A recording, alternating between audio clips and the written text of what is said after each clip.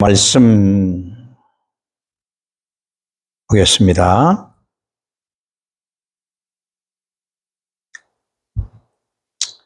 하나님의 말씀은 누가복음 11장 49절에서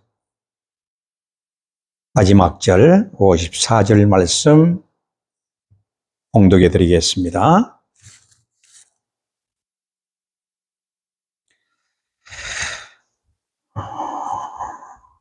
이러므로 하나님의 지혜가 일렀으되 내가 선지자와 사도들을 저희에게 보내리니 그 중에 더러는 죽이며 또 핍박하리라 하였으니 창세 이후로 흘린 모든 선지자의 피를 이 세대가 담당하되 곧 아벨의 피로부터 제단과 성전 사이에서 죽임을 당한 사가랴의 피까지 하리라.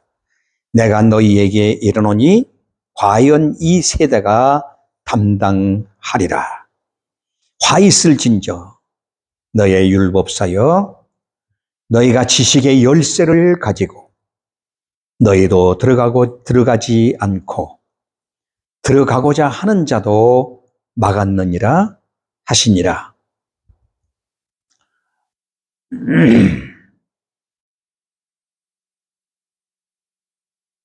거기서 나오실 때에 서기관과 바리새인들이 맹렬히 달라붙어 여러 가지 일로 힐문하고 그 입에서 나오는 것을 잡고자 하여 목을 지키더라. 아멘.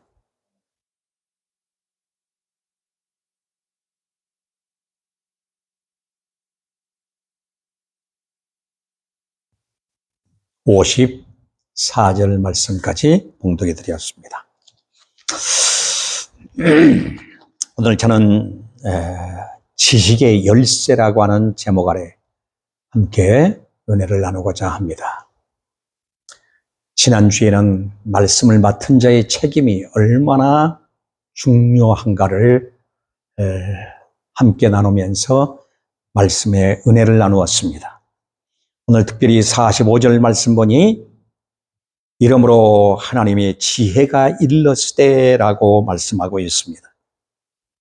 그러면서 내가 선지자와 사도들을 저희에게 보내리니 그 중에 더러는 죽이며 또 핍박하리라 하였으니 창세 이후로 흘린 모든 선지자의 피를 이 세대가 담당하되 곧 아벨의 피로부터 제단과 성전 사이에서 죽임을 당한 사가랴의 피까지 하리라. 내가 너희에게 이르노니 과연 이 세대가 담당하리라. 얼마나 무서운 말씀이 선포되고 있는지 모릅니다. 오늘 여기 보니 하나님의 지혜가 일렀으되라고 말씀합니다. 하나님의 지혜란 태초에 창조의 근원이 되신, 즉 하나님과 함께 계셨고, 요한복음 1장 2절에 보면 말씀이 육신이 되어 창세 이후로부터 곧 태초에 말씀이 계시니라 한 그 말씀이 곧 누구냐? 성자 예수 그리스도를 암시하고 있습니다. 예수 그리스도는 보내심을 받은 자임과 동시에 선지자들과 사도들을 보낸 분입니다.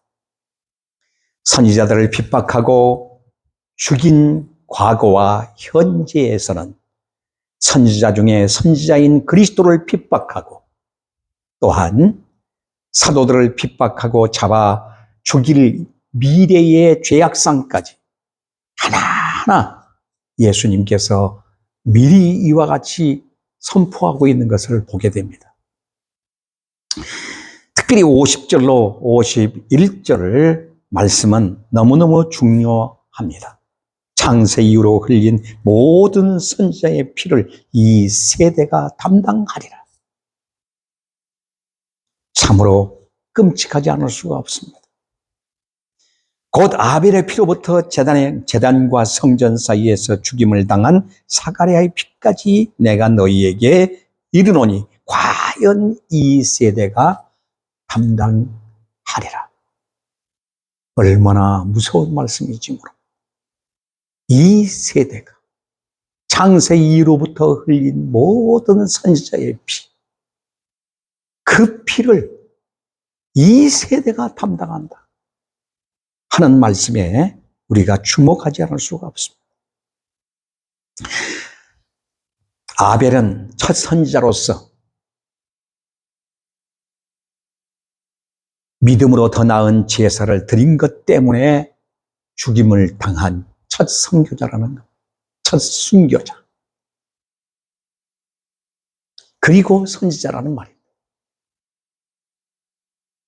인류 역사상의 첫 순교자, 선지자 아벨을 바로 죽인 가인. 우리는 생각하지 않을 수가 없습니다. 사가랴는 유다 왕 요시야 시대의 제사장이었습니다. 이 제사장인 사가랴가 왕의 죄악과 백성의 죄악들을 일일이 바로 선포하다가 폭로하다가 잡혀서 죽임을 당한 선지자가 바로 사가랴입니다. 역대하 24장 15절로 22절에 기록된 말씀들이 다 증언하고 있습니다. 그래서 첫 순교자로부터 마지막 순교자까지를 들어서 순교한 선지자들을 총칭하고 있다라고 말씀하고 있는 겁니다. 급기야 성육신하신 예수 그리스도까지 처형하게 될 그 모든 핏값을 과연 이 세대가 담당하리라고 심판을 선고하고 있습니다. 1차적으로는 주후 70년 로마 티도에 의해서 예루살렘 성전이 불타고 백성들은 무자비하게 살육을 당했던 역사적 사실들을 보게 되어집니다. 예수님이 여기서 선포하시는 말씀이 그대로 사실화되었던 사실.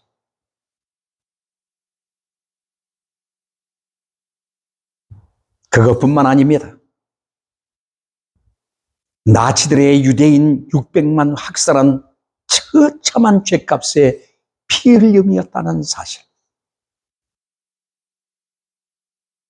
종교 지도자들의 잘못된 판단과 행동이 얼마나 끔찍한 결과를 불러왔는지 역사는 말해주고 있는 것.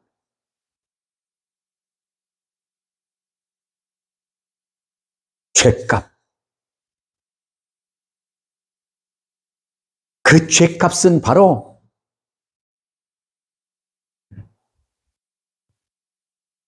엄청난 무서운 죄값입니다. 선지자들의 입을 막고 선지자들을 죽임으로 말미암아 수많은 영혼들이 지옥행으로 달려가고 있다고 하는 사실.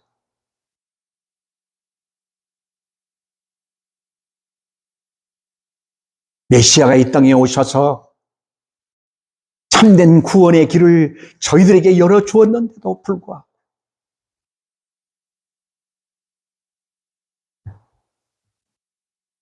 그리스도를 배척하고 그리스도를 십자가에 못 박고 그리스도를 죽음의 자리에까지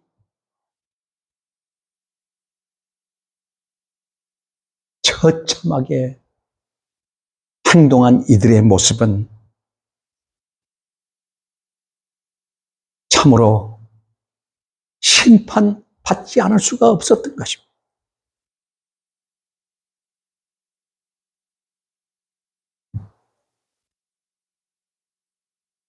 그러면서 화 있을진저 52절에 이렇게 시작하고 있습니다. 주님은 또 반복해서 너의 율법사여 너희가 지식의 열쇠를 가지고 너희도 들어가지 않고 들어가고자 하는 자를 막았다. 라고 말씀하고 있습니다.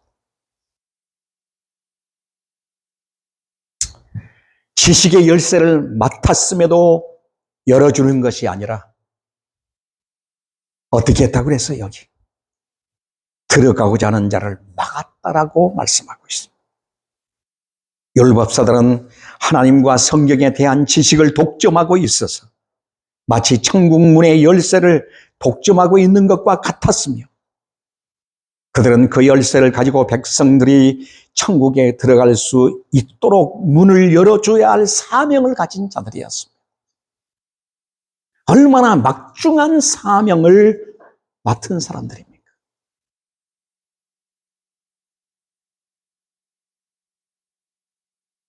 백성들의 영혼이 하나님의 나라의 백성으로 사느냐, 하나님 나라의 백성으로 살지 못하느냐는 이 중차대한 열쇠를 가지고 있으면서 그들은 어떻게 했습니까?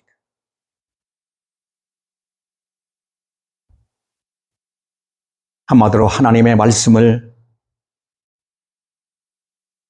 곡해했던 것입니다. 하나님의 말씀을 곡해했다는 말은 하나님의 말씀을 인간의 입맛에 맞게 해석해 가르쳤다는 얘기입니다. 하나님의 말씀을 곡해한다는 것보다 더 심한 피해를 끼치는 것이란 달리 없는 것입니다.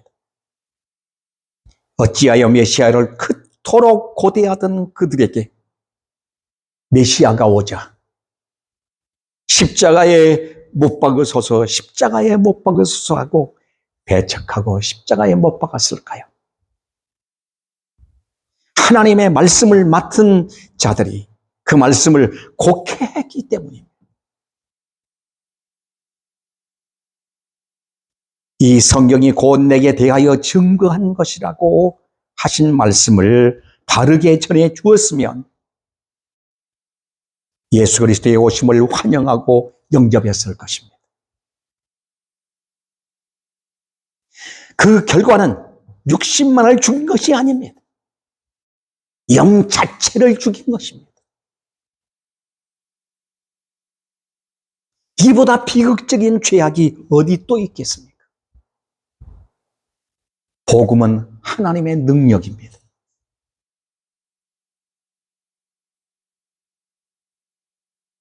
고린도후서 10장 3절 말씀에 보면 하나님 앞에서 견고한 진을 파하는 능력이라, 강력이라 이렇게 표현하고 있습니다. 죽음과 사망과 저주를 한꺼번에 완전히 박살내고 살리는 능력이 바로 뭐냐? 복음이다 그 말입니다. 예수님은 이 일을 완성하시러 오신 분이십니다. 그러나 만일 이를 잘못 사용하면 하나님의 나라를 파괴하는 자요, 역기능을 발휘할 수 있다고 하는 것을 우리에게 가르치고 있는 겁니다. 지식의 열쇠를 소유한 자, 곧 최고의 지성인으로 인정받아 왔습니다. 그런데 그런 율법사들이 지식의 열쇠를 가졌다는 것은 무슨 뜻일까요? 원어로 해석해 보니 너희는 지식의 열쇠를 치워버렸다라고 말하고 있습니다. 지식의 열쇠를 치워버렸다. 이것은 자신도 사용하지 않고 남에게도 사용하지 못하도록 아예 치워버렸다 그 말. 얼마나 끔찍하고 무서운 일입니까? 소름 끼친 일이 아닐 수가 없습니다. 적어도 성경 연구가라면 자기들의 눈앞에 계신 메시아를 알아차리고 영접하고 영접시켜야 해야 하지 않겠습니까? 그런데도 그 메시아를 비판하고 모욕하고 핍박하고 잡아 없앨 음모를 꾸미고 있었으니 얼마나 끔찍한 일이냐 그 말입니다.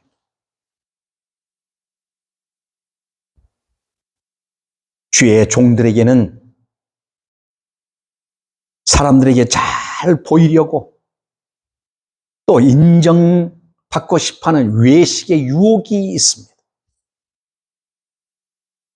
그래서 사람들을 기쁘게 해주기 위해서 하나님의 말씀을 곡해하려는 유혹이 따르는 겁니다. 이단이 왜 생길까요? 하나님의 말씀을 곡해하며 사람들을 기쁘게 하고 자신이 인기 있는 유명인사가 되고자 하여 생겨난 것이 이단들인 것입니다. 그래서 하나님의 자리에서 군림하면서 사람들을 죽음으로 끌고 가고 지옥 자식을 배나 만들고 있는 것입니다.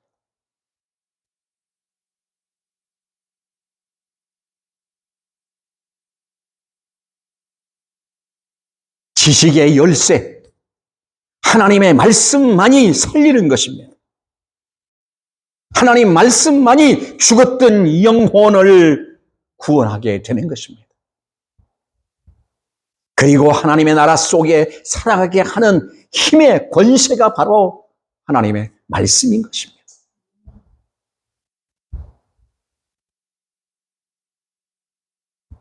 그런데 그 하나님의 말씀의 지식의 열쇠를 아예 치워버렸다는 것. 그리고 조상들의 유전, 장로들의 유전, 율법사들이 만들어낸 수많은 무거운 짐들이 되어지는 규례들을 만들어서 백성들에게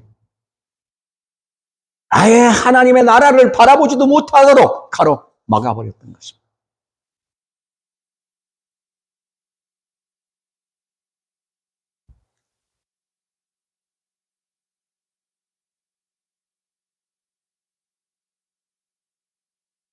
반대로 지식의 열쇠를 통해서 천국에 들어가고자 하는 자를 막을 수도 있고 하나님의 나라를 파기할 수도 있다는 것을 잊지 말아야 합니다.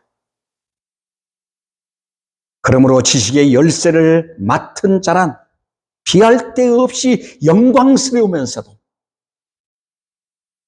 더 큰 심판을 받을 수 있다는 사실을 잊어서는 안 됩니다.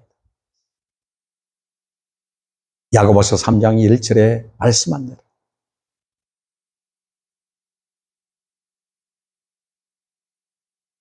선생된 자들에게 심판이 더 큰 줄 알라고 말씀합니다. 그래서 많이 선생되지 말아라. 왜 그랬을까요?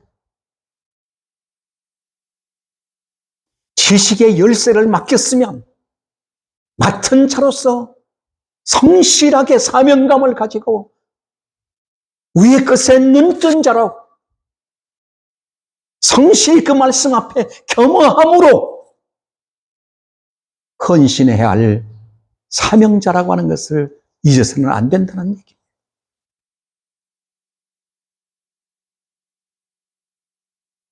사랑하는 여러분,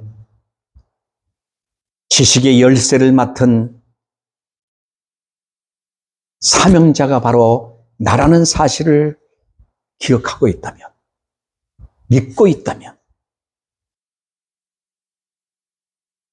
말씀의 소중함을 알고 그 말씀에 늘 깨어있는 사람이 되시기를 바랍니다. 두렵고 떨림으로 위의 것에 눈뜬 일에 게으르지 않도록 겸허하게 기도의 무릎으로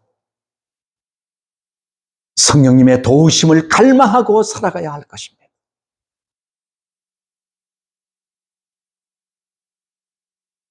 우리 모두는 하나님께로부터 위임 맡은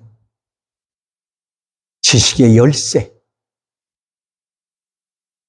이 열쇠가 얼마나 귀하고 소중한지 그 열쇠를 매일 확인하고 그 말씀으로 모든 사람을 깨우치고 일으키는 일에 충실한 사역자들 되기를 축원합니다. 기도하겠습니다. 살아계신 하나님 아버지 감사합니다. 저희들을 이처럼 사랑해 주시고 축복해 주셔서 놀라운 하나님의 비밀한 말씀을 깨달아 알게 해 주시니 감사합니다.